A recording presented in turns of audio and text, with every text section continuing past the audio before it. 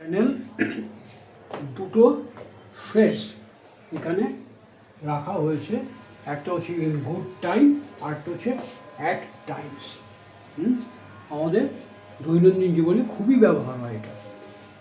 In good Times সময়ের আগেও হতে পারে বা সময় মতো, এটা হয় দুটো ক্ষেত্রে, কিন্তু আমরা ইন গুড টাইমস কথাটা ব্যবহার করে থাকি। একটা নির্দিষ্ট সময়ের আগে গিয়ে পৌঁছানো, সেখানে আমরা ইন গুড টাইম ব্যবহার করি। আবার ঠিক সময় মতো গিয়ে পৌঁছলাম, সেখানেও কিন্তু আমরা ইন গুড টাইম কথাটা ব্যবহার করি। আর অ্যাট টাইমস মানে হচ্ছে কখনো কখনো, মাঝে মধ্যে, কোনো বিশেষ মুহূর্তে, সেরকম বোঝাতে আমরা অ্যাট টাইমস কথাটা ব্যবহার করি। সেন্টেন্সগুলো দেখা যায়, ধৈর্য ধরো, সময় মতো পরীক্ষার ফল জানতে পারবে। সময় মতো, ধৈর্য ধরো, ধৈর্য ধরো বলে ইংরেজি কী হবে? Be patient. Be patient, PATIENT, be patient. তারপরে ফলটা জানতে পারবে, শুনতে পারবে, ইউ উইল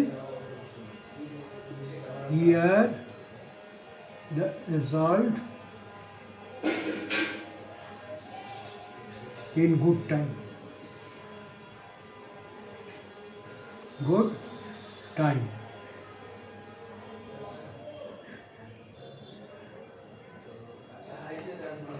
এইবার দেখো, বি পেশেন্ট, এটা অ্যাডজেক্টিভ। পেশেন্ট মানে ধৈর্যবান, মানে ধৈর্যশীল হও। আর যদি বলি ধৈর্য রাখো, এই যে ধৈর্য ধরো মানে ধৈর্য রাখো, এটাকে কিন্তু অন্যরকমভাবে করা যেতে পারে। কিপ পেশেন্স, এটা আমরা বলতে পারি। Keep patience, PATIENCE, keep patience, you will hear the result in good time. আমি সময় মতো তোমাকে সব জানাবো। I shall let you know everything in good time. তাহলে আমরা কি বলবো? এখানে ইংরেজিতে বলবো, আমি সময় মতো তোমাকে সব জানাবো। I shall let you know everything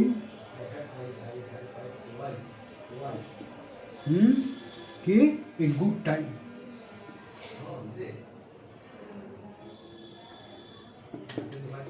দেখো, এই যে I shall let you know everything, এটা বানান ভুল করলাম। নো মানে তো,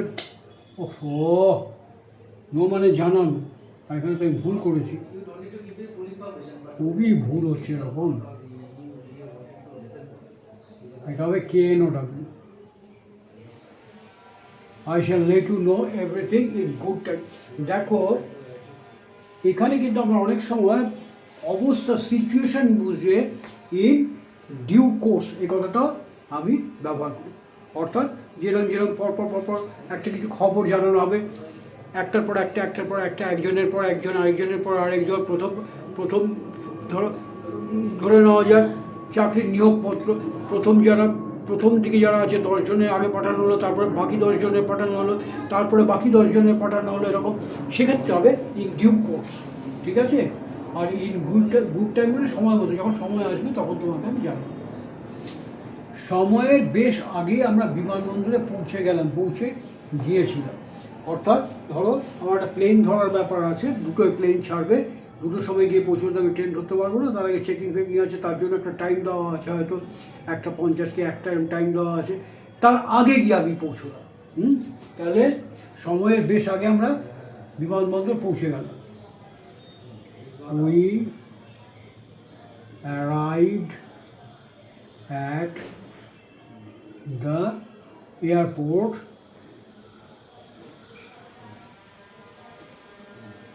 in good time.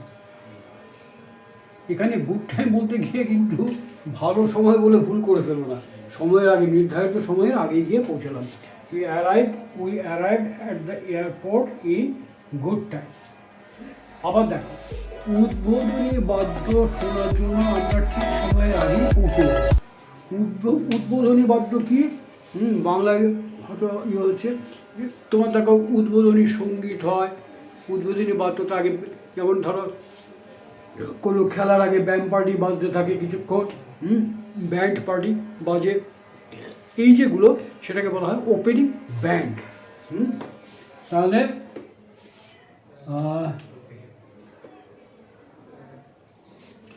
আমরা ঠিক সময় মতো গিয়ে পৌঁছে যাবো।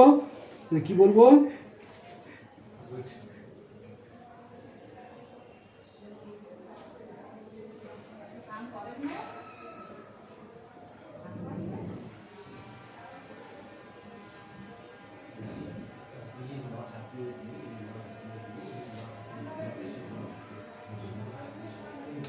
এখানে ধরো আছে, ধরে নাও এখানে আছে, সেখানে পৌঁছে যাব, সময়ের আগেই সেখানে পৌঁছে যাব।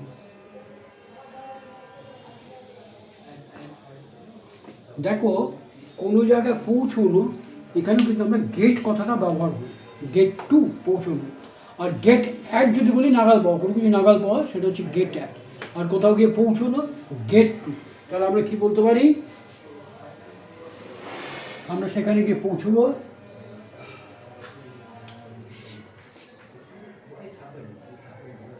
we will get to there। অনেক সময় একটুটাকে নাও বলা হয়, we shall get there। we shall get there to see, দেখার জন্য, to see the কি, এই উদ্বোধনী বাদ্য, to see the opening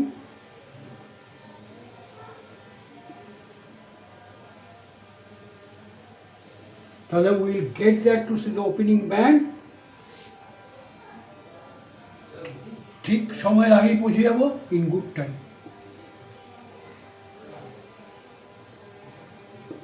in good time. বোঝা গেল? এবার আরেকটা দেখো, রাম ডিনারের অনেক আগেই পৌঁছেছিল। 10:30টায় ডিনার হবে, সে 8টার সময় চলে এসছে, অনেক আগে, ওয়েল ইন অ্যাডভান্স, অনেক আগে। এর আরেকটা ইংরেজি হচ্ছে ওয়েল ইন অ্যাডভান্স। তাহলে ইন গুড টাইম যেমন তুমি বলছো, সেরকম আমরা ওয়েল ইন অ্যাডভান্সও বলতে পারি। তাহলে রাম ডিনারের অনেক আগেই পৌঁছেছিল। Ram arrived for the dinner in good time.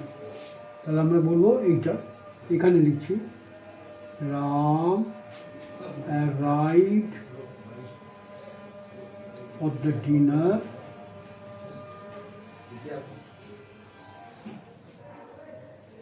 in good time। বোঝা গেল? এইবার দেখা যাক, কখনো কখনো মাঝে মাঝে কোনো মুহূর্তে কখনো মুগ্ধ হয়ে, কখনো অধৈর্য হয়ে তার কথা শুনছি।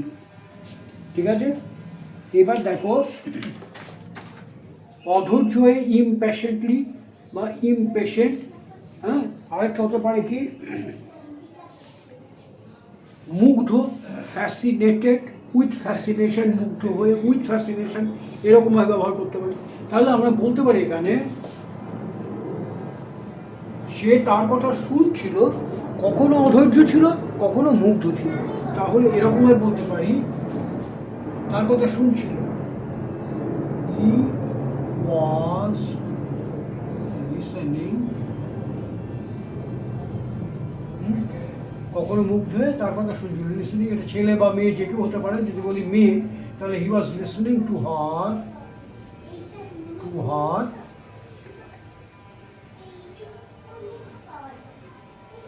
at times impatient, P-A-T-I-E-N-T, মানে কখনো অধৈর্য, and at times, এটা এখানে লেখা ঠিক হলো না, না?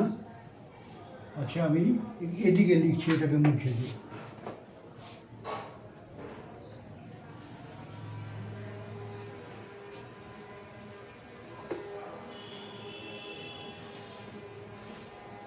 তাহলে এটাকে এ পাশে লিখছি।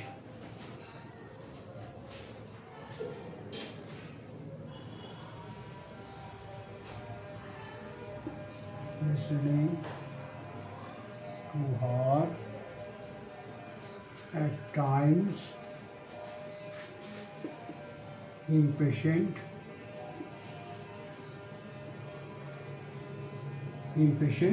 and at times fascinated.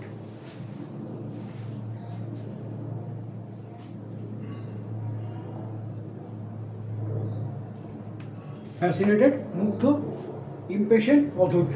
তাহলে he was listening to her at times impatient and at times fascinated। এরকম যদি বলো তাহলে পয়েন্টটা পরিষ্কার হয়ে যাবে। আরেকবার বলছি দেখো, he was listening to her at times impatient and at times fascinated। বোঝা গেল? এবার দেখো, মাঝে মাঝে মাকে দেখার খুব ইচ্ছে হতো। মাঝে মাঝে মাকে দেখার খুব ইচ্ছে হতো।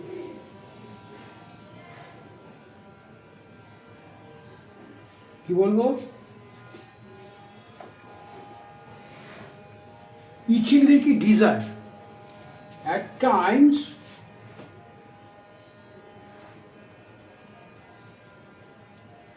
ইচ্ছে হতো মানে আমার ইচ্ছে ছিল। At times I had the desire, I had খুব বলে কি বলবো, overwhelming, I had a overwhelming, খুব বেশি মাত্রায়, overwhelming desire, desire to see my mother. At times I had an overwhelming desire to see my mother. হয়ে গেল? এবার দেখো, কখনো কখনো মার্চের শেষে প্রবল বৃষ্টি হয়।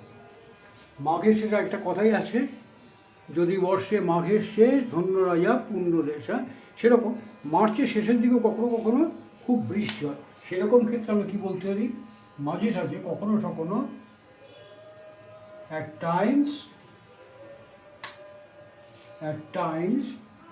it rains heavily at the end of March. At times কখনো কখনো at times it rains, খুব বৃষ্টি হয়, it rains heavily। কখন? মার্চের শেষে, at the end of March। এবার একটা জিনিস খেয়াল করে দেখো, আমি বলছি at the end of March। আমি যদি বলতাম মার্চের শেষে না বলে যদি বলতাম মার্চ মাসে যদি বলতাম, তাহলে কী হতো? সেখানে কিন্তু এইখানে এই জায়গাটা কিন্তু অন্যরকম হতো। It rains, at times it rains heavily, সেখানে হতো in the month of March.